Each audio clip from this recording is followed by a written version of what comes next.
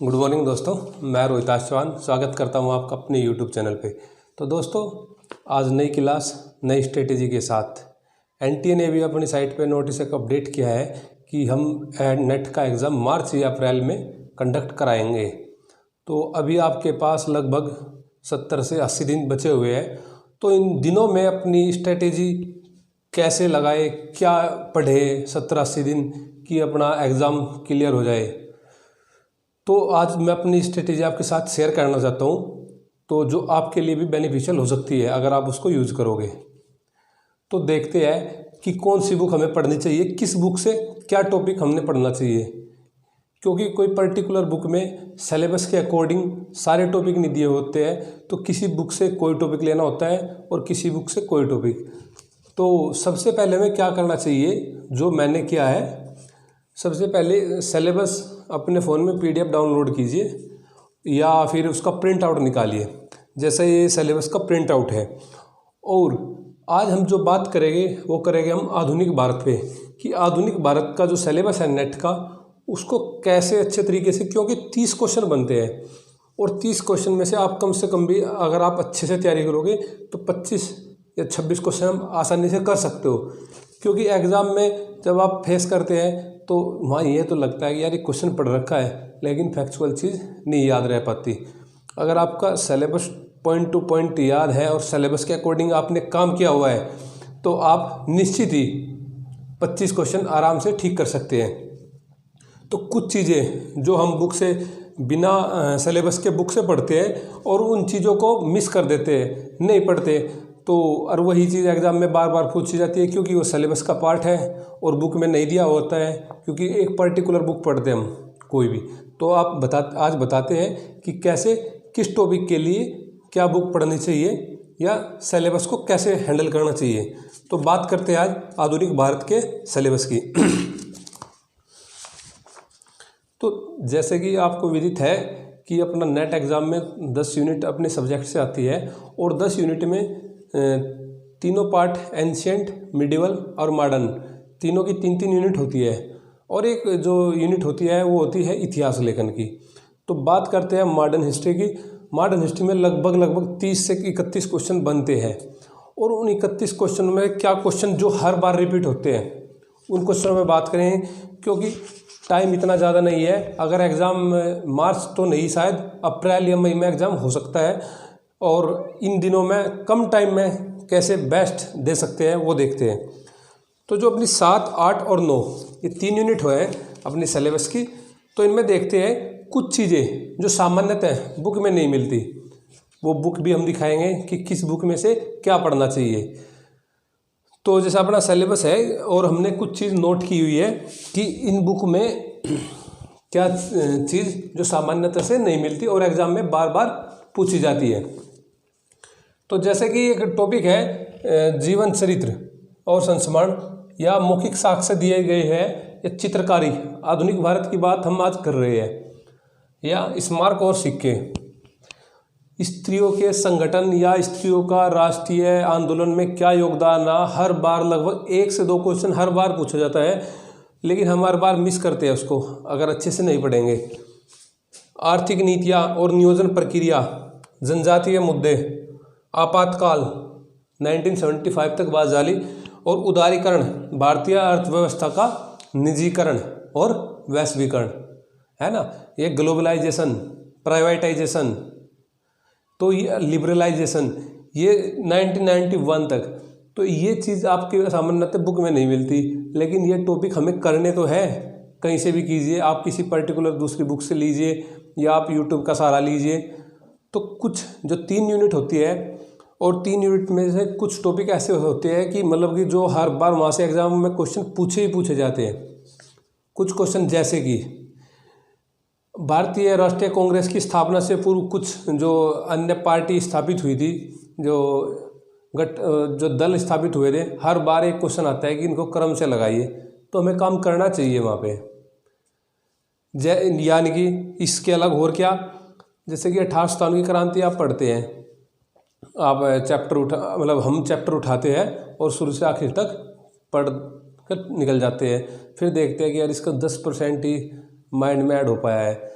हमें काम कहाँ करना चाहिए। अभी ये जो 1857 की क्रांति पे क्वेश्चन कहाँ से बन रहे हैं, या तो बुक ऑथर या किस ऑथर का क्या कथन है। इनको बार बार रिवाइज कीजिए, बार बार काम कीजिए इन पे। और इसके अलावा जो इनके जो फेमस और टॉपिक है उनको देखते हैं कि किन टॉपिकों पे इन्हें जो बार बार ये काम करते हैं। भाई हर बार पंचशील 5 से 7 लाइन का टॉपिक है। 1954 में जो संधि हुई थी पंचशील की, भारत और चीन के बीच तिब्बत को लेकर, या वो निर्गुट आंदोलन से संबंधित, हैदराबाद और जूनागढ़ से संबंधित जो रियासतों का एकीकरण हुआ था। तो 8-10 टॉपिक तो ऐसे है कि जहाँ से हर बार ही क्वेश्चन उठाया जाता है, तो डायरेक्ट काम उन पे कीजिए। भाई मैं पिछली बार भी कहा था कि थ्योरेटिकल के साथ साथ कॉन्सेप्चुअल काम कीजिए। और अभी देखते हैं कि किस बुक से क्या क्या अध्ययन किया जाए तो अच्छे से इसको पढ़ा जा सकता है। तो मॉडर्न हिस्ट्री के लिए देखते हैं कुछ इम्पोर्टेंट बुक। जैसे कि मैंने सबसे पहले बुक पढ़ी थी ये B.L. ग्रोवर। और इसमें क्या है, इसमें कॉन्सेप्ट भी अच्छा है, लेकिन कॉन्सेप्ट के साथ साथ फैक्ट भी है, लेकिन ये भी हर चीज़ कवर नहीं करती। अगर आंदोलन की बात की जाए, जैसे किसान आंदोलन, जनजातीय आंदोलन, ये चीज़ अच्छी दे रखी है, लेकिन कुछ टॉपिक इससे भी मिस है। तो आप इसके अलावा फिर अगर फैक्चुअल बुक देखते हैं तो फैक्चुअल बुक क्या है, फैक्चुअल बुक परीक्षा वाणी की। इसमें बहुत ही अच्छे फैक्ट दिए हुए हैं, और अगर हम इन फैक्ट को अच्छे से कवर करते हैं तो ये बुक आसानी से हमें अच्छे नंबर प्रोवाइड करा सकती है। अगर आपको शुरुआत एक मतलब ऐसी बुक से चाहिए जिससे ज़्यादा टिपिकल भी ना लगे और अच्छे से कार्य किया जा सके, तो एक एस.के. पांडे से आप शुरू कर सकते हैं। कौन सी बुक से? एस.के. पांडे से। अगर आप साथ में जैसे कि अभी प्रवक्ता वगैरह का मेंस भी होगा, या आप स्टेट पीसीएस की भी तैयारी कर रहे हैं, तो उन बुक के लिए आप मॉडर्न हिस्ट्री में ये 2 बुक अवश्य पढ़िए। स्पेक्ट्रम आधुनिक भारत के लिए अच्छी बुक है, और इसमें से कॉन्सेप्चुअल या डायरेक्ट जो आंसर क्वेश्चन पूछे जाते हैं पीसीएस वगैरह में, तो डायरेक्ट भी मिल जाते हैं मॉडर्न हिस्ट्री से। तो ये बुक अच्छी है। अगर आप नेट और स्टेट पीसीएस दोनों एग्जाम को फेस करना चाहते हैं तो ये बुक आपके लिए बहुत ही बेनिफिशियल रहेगी। और एक ये भारत का स्वतंत्रता संघर्ष, अच्छी बुक है ये भी। अगर इसको भी हम दोनों के लिए, अगर हम कॉन्सेप्ट के साथ साथ, इसमें फैक्ट तो ज़्यादा नहीं दिए हुए हैं, लेकिन कॉन्सेप्ट अच्छा क्लैरिफाई किया हुआ है, अच्छी बुक है ये भी, आप पढ़ सकते हैं। और लेकिन साथ में अगर आप इस एग्ज़ाम में अपना टारगेट JRF निकालना है, तो बुकों के साथ आपको जितने ज़्यादा MCQs मिल सकते हैं उन MCQs को कीजिए, क्योंकि जो बेनिफिट आपको मिलने वाला है MCQ से मिलेगा जितनी ज़्यादा आपने प्रैक्टिस कर रखी है। तो मैंने तो कम से कम ये इतने सारे तो टेस्ट लगाए थे, ये टेस्ट विज़न वगैरह या दृष्टि से लेके जो बुक से शॉप से मिल जाते हैं उनको अच्छे से लगाइए, और ये आपके पीसीएस और JRF वगैरह में दोनों में काम आएंगे। इसके साथ अगर आपको